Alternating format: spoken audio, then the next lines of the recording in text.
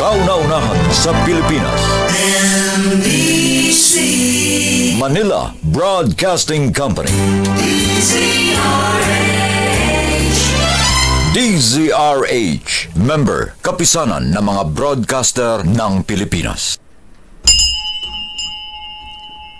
Oras sa Feng Shui expert Michael Hua. Alas 4:07. Uy! Nakapag-break ka na ba? Nakapag-relax ka na ba? Saan ka man nagtatrabaho, mapa-opisina man o work from home o mula mismo sa pwesto, sasabayan namin ang break time mo. Sasabayan namin ng mga balita at komentaryo, mga panayam ng mga taong viral ngayon. DZRH Break Time! Magandang hapon Pilipinas hanggang Chinatown. Kong Hei Fa Choi. Pengin Tikoy. Ako po si Delio Macalma. Ako naman, Thea Pecho Corpus. Ilang hours before Chinese New Year? 8 hours. Wow. Samantala mahabigan, narito ang headlines ng ating mga balita ngayong araw ng Martes. Bisperas ng Chinese New Year. National Food Security Emergency posibleng ideklara sa loob ng 2 araw ayon sa Department of Trade and Industry. Biglang pagtaas sa presyo ng mga bilihin dapat i-report agad ayon sa Department of Agriculture. May mangyari kaya? May report din. Ganun yun lang. Baka sabihin pagka bumili ka sa palengke, pagka namalang ka, di bumili ka sa sa iba? Sa Department of Agriculture. Samantala Malacanang, no comment sa hirit na ibasura ang 2025 General Appropriations Act. Naman. Mga kasong kriminal laban kay Vice President Sara Duterte ibinasura ng korte sa kakulangan ng ebidensya. Samantala kapalpakan ng Comprehensive Sexuality Education Program, abay isinisi sa Department of Education. Comelec at TikTok sanib-puwersa para sa transparency at info campaign sa 2025 midterm elections. 30 pulis na nadawit sa mahigit 6 na bilyong pisong halaga ng Shabu noong 2022. Pinatawan na ng hold departure order ng korte. Kaya lang nakatakas na isa. Naku. General pa. Mag-iina, Lakay, minasakil ng isang padre de pamilya sa Naga City, Cebu. Naburyong. Samantala, Baguio City at Metro Manila makarasan ng pinakamalamig na klima ngayong amihan. Okay lang para tipid sa aircon. Yan, totoo yan, Lakay. Chinatown, dinadagsang ngayong bisperas ng Chinese New Year. Mga pampaswerte, mapenta. Wow! Nasaan? Nasaan ang swerte lang? Nakabili ka na ba? Dapat daw yun di ba binibigay para effective? Ganun ba yun? Oo. Si, roommate mo, ha? Bigyan niya ako. Ganun ba? Swerte yun, swerte. Sa mga kawit natin mga nang-nang. Kong Hei Fa Choi. Mamaya punta sa Binondo sa Chinatown. Ayan. Anong kakainin natin? Manginginain tayo. Tikoy. Ano ayan. Gusto mong kumain na angpaw. Yan, nangunguya ko yan. Pero magpapabukas ko yan. Posibleng may deklara na ang National Food Security Emergency sa loob ng 2 araw. Ito ang sinabi ni DTI Assistant Secretary Agaton Uvero sa hearing sa Quinta Committee ng Kamara kanina. Sa nasabing hearing, sinabi ni Congresswoman Estela Kimbo na mula nang nagsimula ang mga hearing ng Quinta Committee sa Kongreso, nirekomenda na niya na kailangan nang magdeklara ng emergency dahil may extraordinary price levels na sa bigas. Paliwanag ni Overo, mailang formula pa na inaayos para masuportahan ang pagdideklara ng emergency. Sa pagtayo ni Overo sa loob ng 2 araw ay kakayanin ng mailabas at maideklara ang National Food Security Emergency. Sa sandaling maideklara ito ay maibebenta na ng NFA ang stocks nilang bigas na 36 pesos per kilo. Mahal pa rin. At maaaring umabot naman sa 38 pesos kada kilo ang bentahan sa mga palengke. Lalayo pa kayo. Di doon kayo bumili kay NIA Administrator Eddie Guillen. Sa kanila nga 29 pesos na, ibebenta nga sa 7-Eleven na ha? Oh. Sa mga convenience store, ayan sa SM, sa Pure Gold, kinaalim po ring. Ba't maghanap pa na iba? Hintayin natin. Ayan, actually binebenta rin 29 pesos kada kilo Hindi na kailangan ng hearing dyan sa Kongreso. Oo, bagong ani, mabango. Siyempre. Imas? Pagka bagong ani, mabango yan. Masarap, Miss Teya. Samantala, hinihikayat ng Department of Agriculture ang mga mamimili na i-report ang hindi ordinaryong pagtaas ng bilihin, lalo na ang produktong agrikultura sa pamamagitan ng #DA Bantay Presyo. Ayon kay Agriculture Secretary Francisco Tiu Laurel Jr., ang mga report ay makatutulong sa pagmamonitor at pagtugon sa presyo ng mga produkto. Umapela ang kalihim sa publiko na kunan ito ng litrato at ipadala sa social media accounts ng DA gamit ang #DA Bantay Presyo. Ani Laurel, walang dahilan para tumaas ang presyo ng baboy ng hanggang 420 pesos kada kilo. Maaari namang makatanggap ang mga mamimili ng araw-araw na update tungkol sa presyo ng pangunahing bilihin sa mga palengke sa pamamagitan ng pag-subscribe sa DA Bantay Presyo Text Blast Service. Kahit na araw-araw pa kayong may warning, kahit araw-araw pang may hearing sa Quinta Committee sa Kongreso, kung walang napaparusahan wala yan.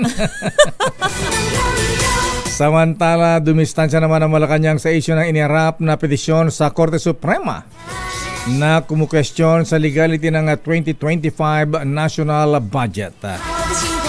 Sa halip na dumipensa ay tumanggi si Executive Secretary Lucas Bersamin na magkomento sa petisyon ni Davao Congressman Isidro Ungab at Attorney Vic Rodriguez. Hiniling ni na Ungab at Rodriguez na ipawalang bisa ang 2025 General Appropriations Act dahil sa di umano'y bakante o blank items sa spending plan ng pambansang pondo. Sabi ni Bersamin na magiging premature kung magsasalita siya na hindi pa nababasa ang nilalaman ng petisyon.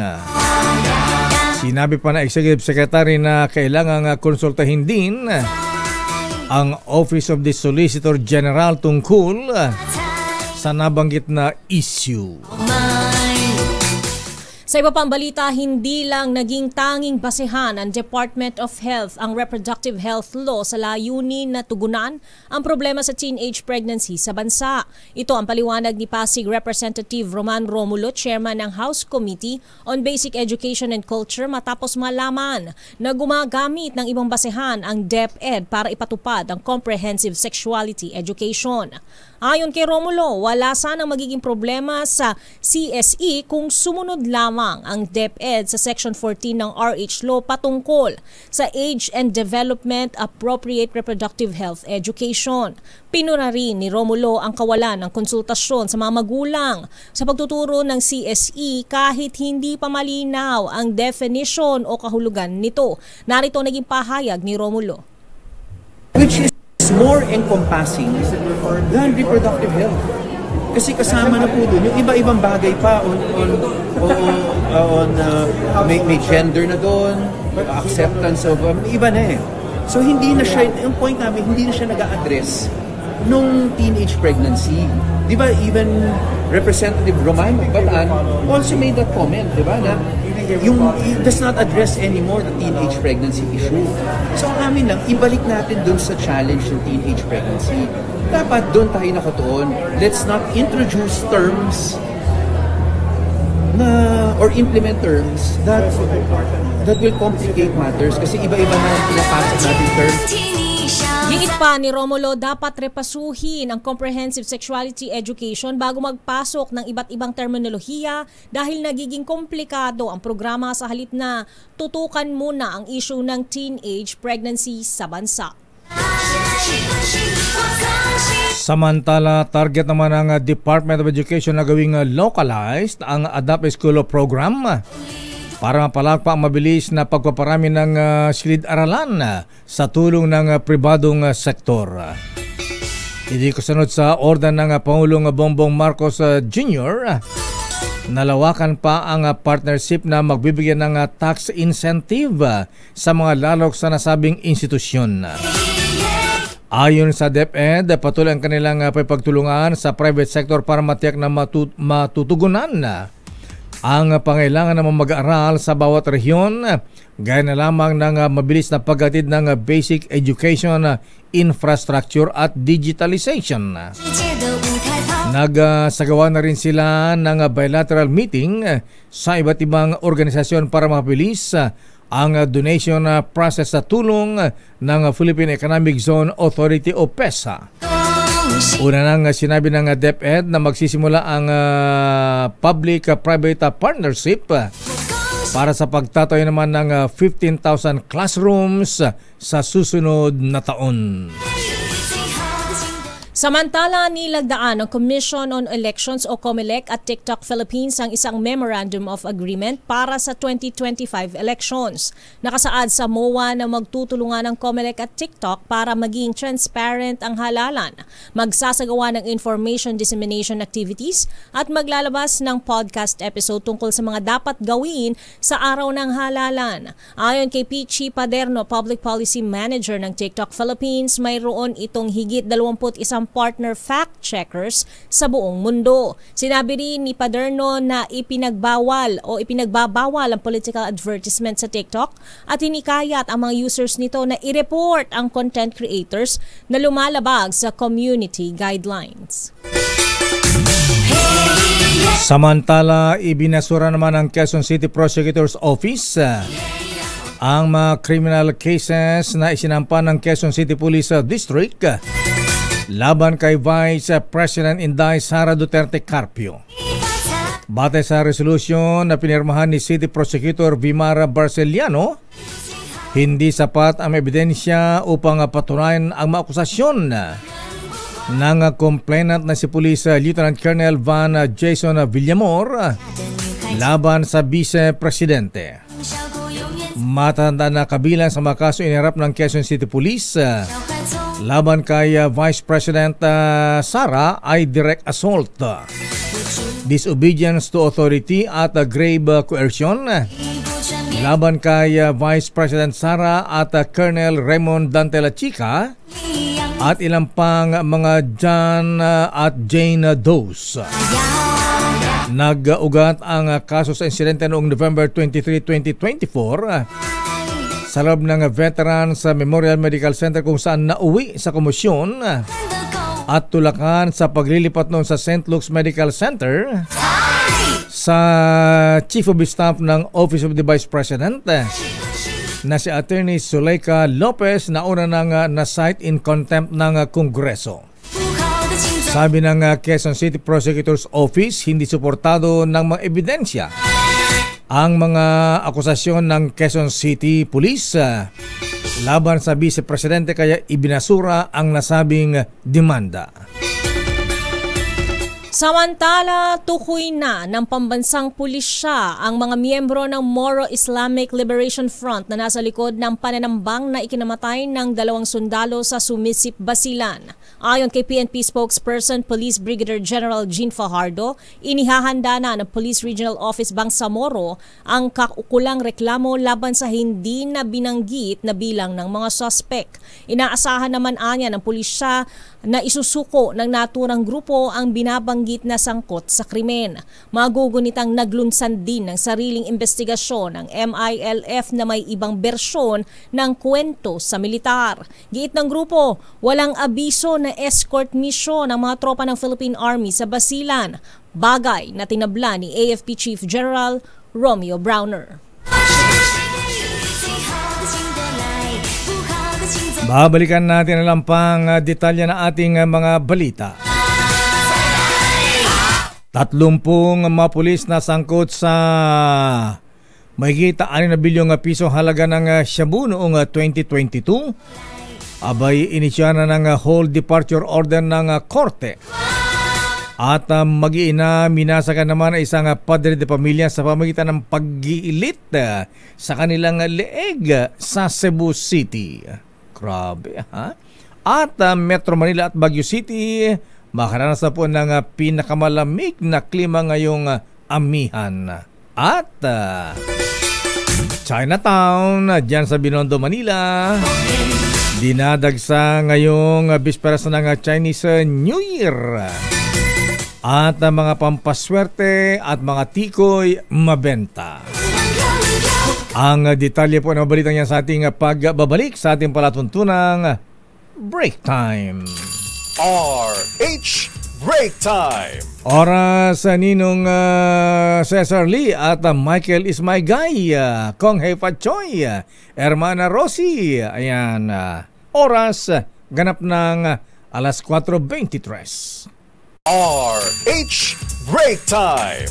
Oras ganap ng alas 4:31. Balikan natin ang detalye ng ating mga balita. Naglabas na ng whole departure order ang Manila Regional Trial Court, Branch 44, laban sa 3 pulis na nasangkot sa 990 kilos ng shabu na nakumpiska sa Tondo, Manila noong 2022.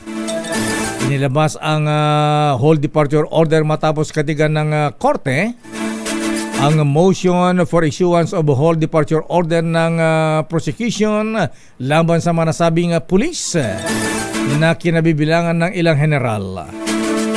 Ayon sa korte, valid ang kahilingan ng piskalya, lalo na at mataas ang posibilidad na tumakas ang mga akusado na narap sa kasong paglabag sa Comprehensive Dangerous Drugs Act of 2002. At sa katunayan ay may report mismo ng PNP na ang isang general na dawit dito ay nakalabas na ng bansa. Samantala, nasa ating linya si Commander Commodore J. Tariela ng Philippine Coast Guard at spokesperson for the West Philippine Sea. Alamin nga natin kung ano na ang latest dahil ay tayong tantanan ng mga barko ng China Coast Guard dyan sa West Philippine Sea. Commodore J. Tariela, sir, magandang hapon po sa inyo, Commodore. Hello sir, magandang hapon po sa inyo at sa inyo po mga taga-subaybay.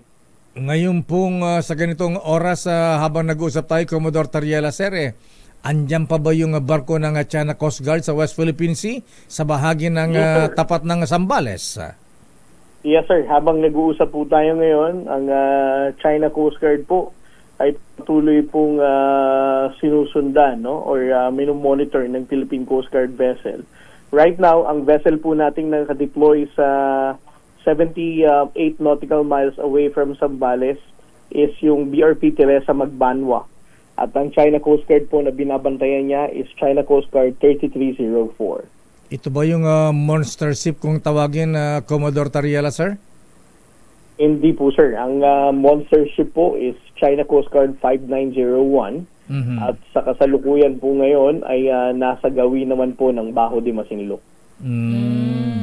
So magkaiba po pala itong mga minomonitor pa natin. Malapit na po ba talaga sila sa ating mga teritoryo, sir? Pasok na ba? Hindi pa rin po, ma'am, no? The territorial sea is 12 nautical miles, no? From our baseline. Mm-hmm. Ang layo po ngayon ng China Coast Guard 3304 is 78 nautical miles. Mm-hmm. So malayo po ito sa ating territorial sea. However, we have sovereign rights over our exclusive economic zone, no? Mm-hmm. So that allows us to patrol and manage our own resources here, no? Mm-hmm. That's why we are telling the China Coast Guard na they do not have legal authority to claim that they are patrolling within our own exclusive economic zone. Pagka nagbibigay ng warning na sila pumapasok sila sa ating exclusive economic zone, Commodore Tariela, sila po ba ay sumasagot, sir? O iniisinab lang ang warning ng Coast Guard? Well, nagre-reply naman sila, sir, no? They're claiming that they have jurisdiction over these waters, and what they're doing is actually a legitimate maritime patrol. Ito nga po ang dahilan kung bakit we have to remind them that they are inside our own exclusive economic zone and that they are violating the Philippine Maritime Zones Act, the UNCLOS, and the 2016 Arbitral Award. Yung latest incident po ay ginamitan yung Coast Guard natin ng sonic device. Yung sabi po ay nakakabingi na ano yan. Anong klase yung Commodore sir? Anong klase yung nakabinging sound yan? Well, ito po ay ginamit ni China Coast Guard 3103 against the BRP Cabra noong nakaraang Sabado, no? When they used the long-range acoustic device. Pero nung nailabas naman, nakapasok naman po yung mga tropa natin sa loob ng barko. Wala naman lang pong naging effect ito dahil this actually dependent dun sa sound wave na ibinabato ng device na to. Kung sila ay nagpapakawala na itong napakalakas na sound na ito, sonic device, sila ba hindi ba nila naririnig yan, Commodore sir? Walang effect sa kanila? Hindi sir, kasi directional ito directional sound directional. wave. So, nakatutok sa barko lang natin. So yung binabato niyang sound wave, amplified sound wave para makapanakit ng pandinig is only targeting yung kung saan siya nakatutok. Nakakabingi daw ito, Commodore sir? Yes sir, nakakasakit sa pandinig which will eventually lead to headache. Ayun, so iba na naman, dati laser. Ang tinitira mata, ngayon naman tenga. Ano na po yung mga ina-anticipate niyo sa mga susunod na magiging hakbang nila? Pagiging agresibo? Hindi na natin alam, ma'am, no? From pambubulag, ngayon pambibingi. Dati water cannon. Ginamit na nila. And then water cannon. But regardless, no? Despite of this aggressive action of the Chinese Coast Guard, ang ating pong hanay sa Philippine Coast Guard will still stand firm and maintain our position in the West Philippine Sea. Ayan. At naku, ilang daan na yung ating diplomatic protest na Commodore Tariela sir parang nababaliwan na talaga ating mga protesta. Hindi pinapansin, hindi sinusunod. Well, ang diplomatic protest po sir, no, this has been explained by the Department of Foreign Affairs a lot of times already, na mahalaga na ang diplomatic protest ay ma-file, no? Because this is a clear evidence that we are not in acquiescence, no, or supporting kung anumang illegal na gawain na ginagawa ng China, but this is a firm evidence that we are standing up against their activities sa ating exclusive economic zone. So, yung ganitong pangaras ng China Coast Guard sa atin, Commodore Tariela sir, ganun ba? Hindi ba natin sila gagantihan? Wala pa din ba tayong panggaganting gaganawin? Pantapat man lang kung ano yung ginagawa nila sa atin, yun din ang gawin natin sa kanila? Well, alam niyo sir, ilang beses ring binanggit ni ating Pangulong Bongbong Marcos that we are not instigators of war, we are a peace-loving nation, no? As much as possible, despite of the aggressive action, provocative behavior of China, we should not be triggered to escalate the tension. No, we're still going to maintain our professionalism and ensure na our actions in the West Philippine Sea is always in accordance with the law. Ayan. Hanggang saan yung ating patience? Ayan, na pagtitimpi. Gaano pa kahaba ang PC ng Philippine Coast Guard? Tingin ko sir, kung pahabaan lang ng PC, siguro ang mga tao natin na naka-assign sa barko ang may pinakamahabang PC ng pasensya, because we all understand what will happen next if we're going to be triggered to come up with an aggression on our part. Ayan, siguro dahil Chinese New Year, magbigyan natin ng peace offering, bigyan natin sila ng tikoy, Commodore. May estima po ba kayo, I'm curious lakay, kung ilan ang Chinese na laman ng mga barko na yan? May tansya po kayo? Honestly, ma'am, no, we don't have data, no, to at least makapag-estimate tayo. It depends on the size of the vessel. Ayan. Okay, Commodore Tariela, sir. Maraming salamat po at magandang hapon at Kong Hei Fat Choi. Maraming salamat po, sir, at mabuhay po kayo. Dapat may Mabuhay po banner kayo. sila lakay. Ayan. Happy Chinese New Year. Ayan. Diba? Para hindi na sila lapitan. Ayan. Peace. Happy Chinese New Year. Padala natin sila ng, dragon dancers. Commodore J. Tariela, sir, thank you. Thank you Ayan, po. magandang hapon po. Thank you po. Ang spokesperson ng Philippine Coast Guard for the West of Philippine Sea, Commodore J. Tariela. Balikan natin ating mga balita. Nasabat ng Philippine Drug Enforcement Agency o PDEA ang 3 kilo ng hinihinalang shabu na nagkakahalagang 20.4 million pesos sa Barangay Mahayag, Catbalogan City, Samar. Arestado ng PDEA ang 3 sospek na sina alias Noel, Paul at Mac. Nakumpiska rin ang iba't ibang drug paraphernalia mula sa 3 sospek. Nahaharap ang mga sospek sa kasong paglabag sa Comprehensive and Dangerous Drugs Act of 2002. Sandali lamang sa mga reports, pinatay naman ng isang ina at 2 niyang anak. Ang isang padre pamilya matapos niyang gilitan mismo sa leeg. Ang mga biktima sa may barangay Lutak, Naga City, Cebu. Ayon sa report, narinig nila ang pagtatalo pa ng magpartner sa loob ng bahay at nagulat na lamang nang matagpo ang may sugat sa leeg ang 3 biktima. Ayon kay Police Sergeant Ariel Yap, investigador ng Naga City Police, ginilitan ang mga biktima gamit ang matalim na bagay na may habang 18 pulgada. Nabaril naman ng pulisya ang suspect sa tuhod matapos ito magtangkang tumakas. Nahuli ang suspect na padre de pamilya at siya naharap ngayon sa kasong double parricide at murder. Ang suspect nasangkot pala sa ipinagbabawal na gamot. Adik ang walang hiya. Samantala, lakay, humihingi ng tawad sa kanyang pamilya ang tatay na hinostage ang sariling anak noong Sabado. Anya, hindi niya intensyon ang nangyari at madilim ang kanyang pag-iisip. Nangyari ang hostage taking noong Sabado sa Barangay Santa Ana, Rizal. Ayon kay Rizal Provincial Police Office Director Police Colonel Felipe Maragun, dati nang kinasuhan ng live-in partner ang suspect sa paulit-ulit nitong pangmomolestya sa kanyang 13 anyos na anak na babae. Tumakas ang suspect patungong probinsya ngunit hindi napansin ng kanyang partner na bumalik ito. Dito natin nangay ng tatay ang sanggol at dinala sa highway. Hinawakan ng nakabaligtad at tinutukan ng patalim sa leeg. Sumuko ang suspect matapos ang 1 oras na negosasyon sa mga otoridad. Babalikan natin ang pang detalye ng ating mga balita. Standby Raymond Dadpaas. Ano ang sabi ni Senate President Chis Escudero dito sa kasong ipinail laban sa gustong ipawalang bisa ang 2025 national budget? Standby Milky Rigunan.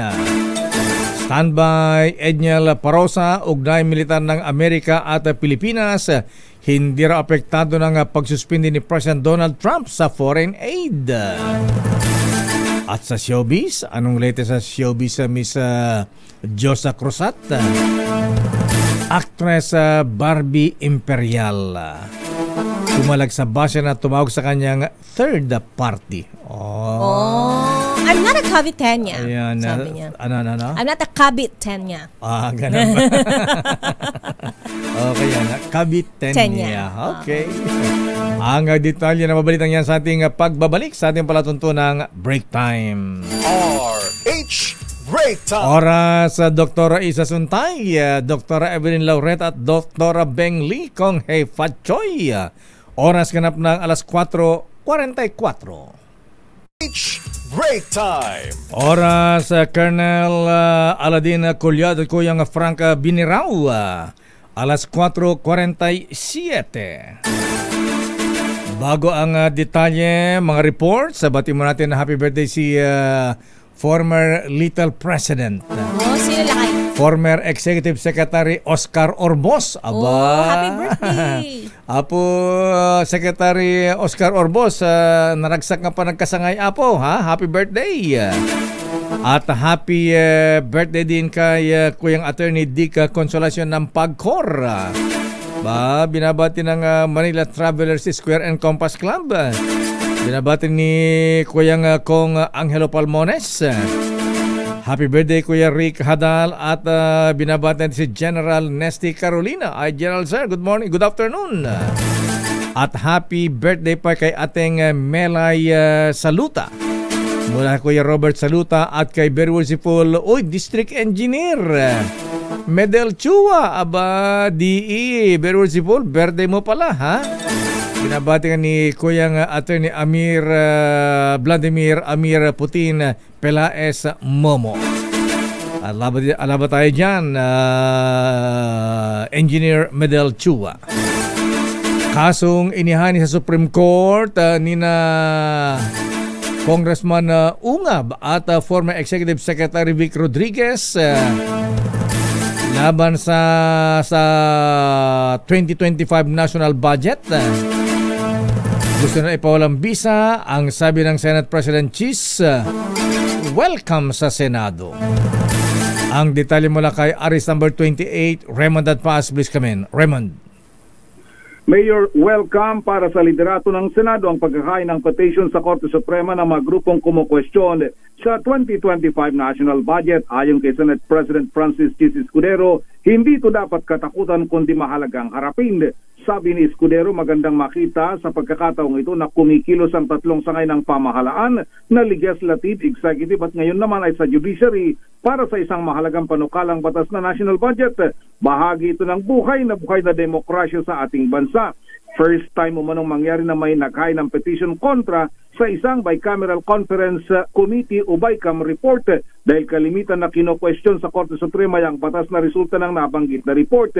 Paliwanag ni Escudero, malinaw sa BICAM report na kanilang binibigyang kapangyarihan ng Senate Committee on Finance at House of Representatives Committee on Appropriations na itama kung may mali. May desisyon na umano ang Korte Suprema na kung hindi magkatugma ang journal at enrolled bill ay ang mananay kayang enrolled bill na nilagdaan ng Pangulo. Narito si Senate President Chis Escudero.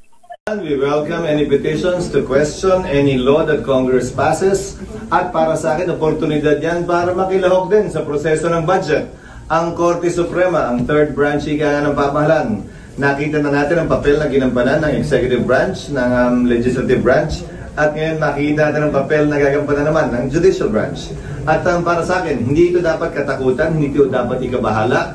Ito'y bahagi ng ating demokrasya. At patunay ito na malakas at matatag ang demokrasya sa ating bansa patungkol sa anumang batas, kabilang na ang national budget.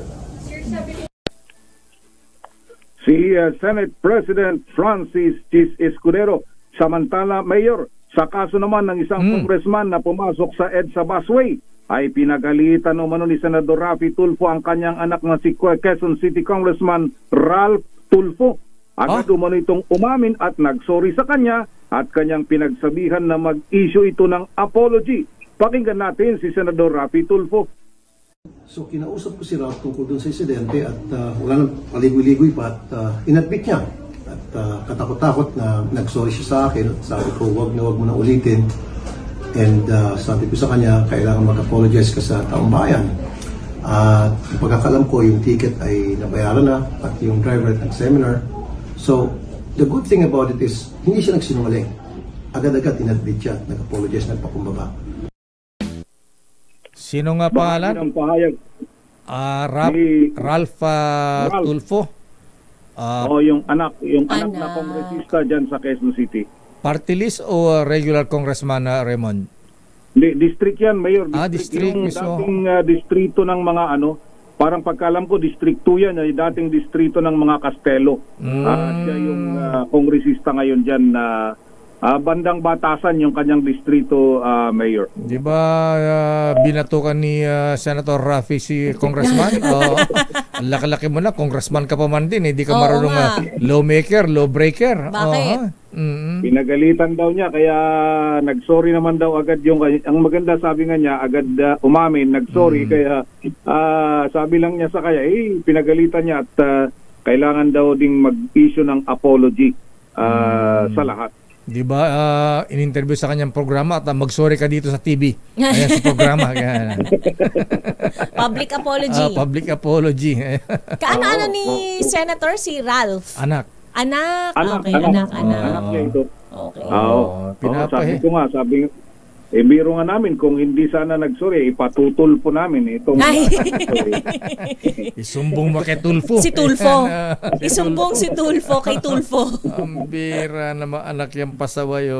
Ayan. Okay, paano nalaman ni Senator Raffy na yung anak niya nag-violate yung anak niya na si Ralph? Di ba nag-viral yung video, Mayor? Lumabas yung video, kaya nakarating sa kanya.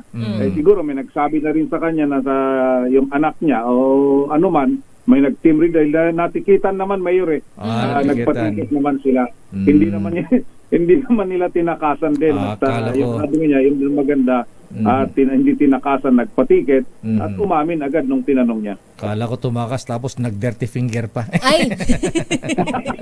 Ang tapang naman. Maraming salamat, Raymond. Mula dito sa Senado, ito si RH28, napakaraming mga hinahabol na mga panukala. Isa sa banggitin ko din lang, may hinahabol nila. Yung postponement ng BARM election, mukhang porsigido sila, Mayor, na postpone. Ang hinihingiling lang naman, hindi naman taon, kundi mga ilang buwan. Mukhang pinagdidesisyonan dahil after na i-certify ng Malacanang, ang gusto nila ay second reading ngayon po third reading next week para ihabol bago sila magbakasyon. At ang pinag-uusapan na lang dito ay mukhang i-extend yung postponement ay imbes na 3 months, ang consultation daw sa mga security forces, kung maaari ay gawin nilang 5 months para mabantayan ng gusto yung gaganapin na BARM election na Mayor at Mistea. Yan, sa bagay tama rin siguro, although na ayaw ng mga taga-BARM na i-postpone para matutukan talaga dahil mukhang may pinangambahan magulo yung election dyan, Raymond. Shokot. Oo, tsaka yung on record pa lang, Mayor, ang dami ng mga insidente ng pamamaril. Yun ang kinatatakutan ng yung mga security forces na naka-assign dyan sa bahagi ng BARM, particularly sa Central Mindanao, Mayor at Mistea. Puro armado pa naman sila lahat. Correct, paano? MILF ba naman? Ayan. Okay, maraming salamat, Raymond. Mula dito sa Senado, ito si RH28, Raymond Advance para sa DZRH, una sa Pilipinas, una sa Pilipino. Samantala, Kamara kumpiyansa na ibabasura ng Korte Suprema ang petisyon na kumukwestiyon sa 2025 national budget. I-detalye mo ang balita RH12, Milky Ganan. Manang Milky. Kaya takay naniniwala ang Kamara na ibabasura ng Korte Suprema ang petisyon na isinampa ng kumukwestiyon sa mga 2025 national budget.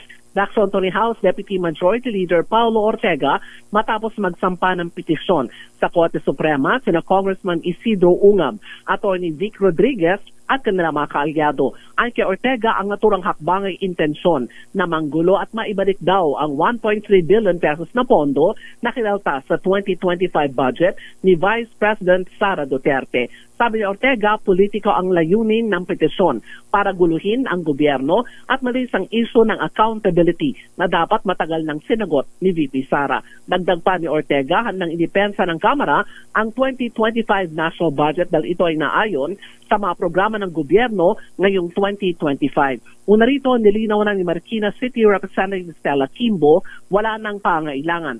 Naratipikahan pa ang corrected BICAM report dahil sa Omnibus Provision 2 ng report, ratified na mga miyembro, pinapayagan naman daw ang corrections base sa limitasyon ng Omnibus Provision 1 ng naturang batas. Ako si Neil Gregora, nagulat para sa DZRH, una sa Pilipinas, una sa Pilipino. Maraming salamat, Manang Milky Regunan. O ibati natin si Kuyang Ray Mina, ang worshipful master ng Timpoig Masonic Class number 343. Aba, tapos na ba ang installation natin, Kuyang Ray? Samantala, ugnayang militar ng Pilipinas at Amerika hindi apektado ng pagsuspinde ni President Donald Trump sa mga foreign aid. Edniel Parosa, please come in. Edniel. Lakay at Pistea, tiwala ang sinatahang lakas na hindi matitilay ang ugnayang militar ng Pilipinas at Amerika dahil sa pagsuspende ni US President Donald Trump sa mga foreign assistance. Partikular na tinukoy ni AFP spokesperson Colonel Francel Padilla ay ang mga long-standing agreement ng dalawang magkaalyadong bansa. Kabilang dito, ang balikatan exercises na isinasagawa sa bisa ng Visiting Forces Agreement o VFA ay isang halimbawa ng tratado at hindi tulong mula Estados Unidos. Sa pulong balitan sa Camp Aguinaldo, dumistansya si Padilla sa maaaring epekto ng utos ni Trump sa mga polisiyang nasa jurisdiksyon ng mga lider ng bansa. Pero kung military partnership lamang ng Maynila at Washington ang pag-uusapan, tinawag ito ni Padilla na business as usual. Pakinggan natin ang AFP spokesperson. For the side of the armed forces of the Philippines, we have long-standing partnerships with the U.S. and we continue with our partnership programs moving forward. Samantala, ibinunyag ng AFP na kabilang sa mga ikinakasa sa balikatan exercises ngayong 2025 ay ang paglahok ng mas marami pang bansa kasama na ang mga dating observer lamang sa military drills. Ito si Edniel Parosa, nag-uulat para sa DZRH. Una sa Pilipinas, una sa Pilipino. Salamat, Edniel. Samantala, CICC at PIDEA nagkasundo sa paggamit ng crypto sa drug trade. Idatali mong balita, RH27, Noche Kakas, Noche. Ms. Thea Talakay, nagkasundo ang Cybercrime Investigation and Coordinating Center o CICC at Philippine Drug Enforcement Agency o PDEA para sa paggamit ng cryptocurrency sa sophisticated drug trade.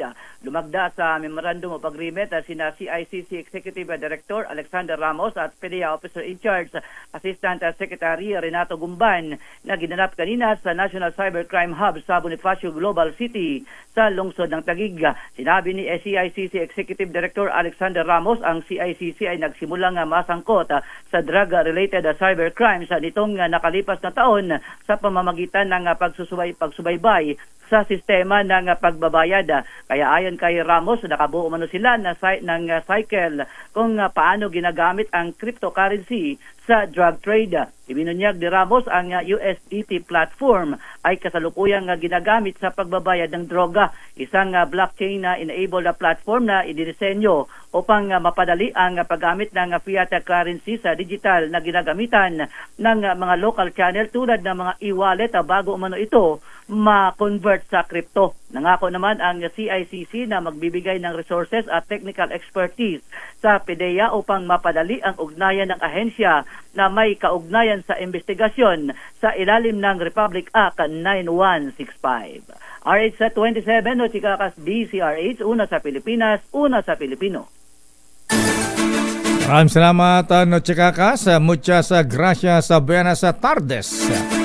Samantala, babaeng senior citizen ng Bureau of Fire Protection nasangkot sa criminal case. Inaresto. Val Gonzalez, please come in. Val. Mayor, alas 4 ngayong hapon ng silbihan ng arrest warrant dito sa punong tanggapan mismo ng Bureau of Fire Protection sa Quezon City. Itong si Senior Fire Officer 2 Reyka Palpalatok. Teka muna, Senior Fire pala, hindi Senior Citizen. Akala ko. Teka muna, nagtataka ko, ba't Senior Citizen? Ba't nasa Bureau of Fire pa? Dapat retired na. Okay. Proceed. Itong si SFO2 Palpalatok Mayor ay sangkot sa kasong large-scale illegal recruitment ng mga aplikante na gustong pumasok sa Bureau of Fire Protection. Pinangunahan ng Quezon City Police District Criminal Investigation and Detection Unit ang pagsisilbi ng warrant of arrest ngayong hapon, pero hindi matagpuan, Mayor, itong si SFO2 Reyka Palpalatok sa impormasyon na nakuha nitong si CIDO Chief Police Major Dondon Yapitan. Buwan pa pala ng Disyembre nang maghain ng irrevocable resignation itong si Palpalatok. Dahil dito ay ang mga kawani na mismo ng BFP ang tumanggap sa arrest warrant laban dito sa Lady Fire Officer. Batay sa record ng korte, bukod sa sangkot ito sa kaso ng recruitment for sale na humihingi ng pera kapalit ng pagpasok sa BFP, Isang reklamo rin sa Professional Regulation Commission o PRC ang inihain laban kay Palpalatok para patanggalan ito ng lisensya sa pagiging nurse noong December 23, 2024 dahil umano sa immoralidad. May kinalaman naman ito sa reklamo ng isang ginang Faisa Mutla Utawali dahil sa pakikipagrelasyon daw ni Palpalatok sa kanyang mister na isang dating opisyal ng Philippine Marines. So ngayon ay umalis na itong mga nagsilbi ng arrest warrant dito kay Palpalatok at inaalam kung ito ay nakalabas na ng ating bansa. Ako si Val Gonzales, DZRH, una sa Pilipinas, una sa Pilipino. Ala ko nahuli, hindi pala sinerve yung arrest warrant. Pero wala siya. Walang napagsilbihan lakay. Sa balitang showbiz, pero bago ang balitang showbiz, binabati natin ang mga brethren sa Labong Lots number 59.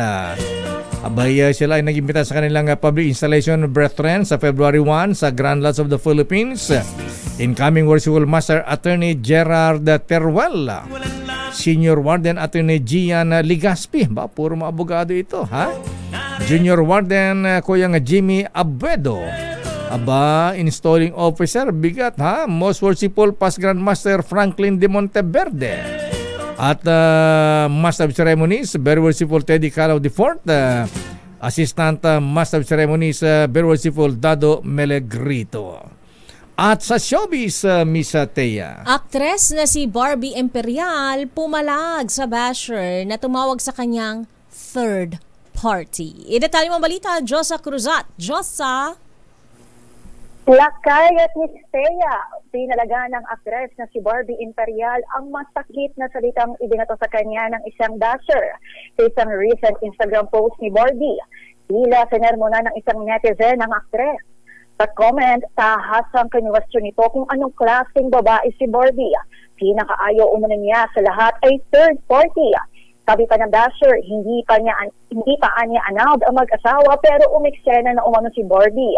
Hindi naman pinangalanan ng netizen kung sino ang mag-asawa na tinutukoy niya, pero hinala ng marami ay ito ang estranged couple na sina Richard Gutierrez at Sara Labati. Hindi naman ito pinalampas ng aktres at sinagot niya kung anong third party ba ang tinutukoy ng nag-comment. Hindi na nag-reply ang nabanggit na basher sa tugon ni Barbie sa kanyang komento. Una nang sinabi ni Richard Gutierrez sa isang panayam na hindi third party si Barbie sa hiwalayan nila ni Sara. Giit ng aktor, matagal na sila magkahiwalay ni Sara bago pa niya nakilala si Barbie. Para sa Breaking Showbiz, ito si Josa Cruzat. Nag-uulat para sa DZRH, una sa Pilipinas, una sa Pilipino. Ayan, para hindi siya ma-stress, sabi na siya, Christmas party. Dami party. Puro party. Diba? Oo nga naman. The more the merrier. Yeah. Kong Hepa Choy, sabi nating business correspondent Mr. Michael is my guy. Magkano? Kong Hepa Choy Bossing, nagsara po ang palitan ng dollar ngayon, 58 pesos and 42 centavos. Ayan. Kahapon 58.43, aba? Lumakas ng 0.01 centavo. Kung Hepa Choy sa ating mga kaibigan mga Chinoy, sana'y maganda po ang inyong New Year. Of course. Year of the Ahas, Lakay. Ano? Year of the Ahas. Year of the... marami kayong tridor, ahas ngayong marami bang magkakaahasan this year? Oo nga, magkakaahasan kaya? Ako po si Deo Macalma. Ako naman, Thea Pecho Carpuz. At susunod na mga balansyadong balita, Chairman of the Board, Henry Uri. At Dimol, Miss Kay, Karen Oyong. Bye-bye! Oras ganap ng 5:05.